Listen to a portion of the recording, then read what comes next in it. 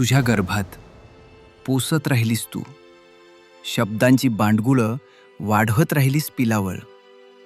तुझ्या त्वचेवर साचत गेलेल्या फालतू प्रतिमांचा कसा घासायचा मळ. लेकरू चितू लागलं म्हणून स्तनावर हक्क सांगणं बापानं कधी सोडला नाही. तू होत गेलीस रीती दोघांसाठी. उघड्या छातीवर पदर कधी ओढला नाही. तू ग्रामीण झालीस, दलित झालीस.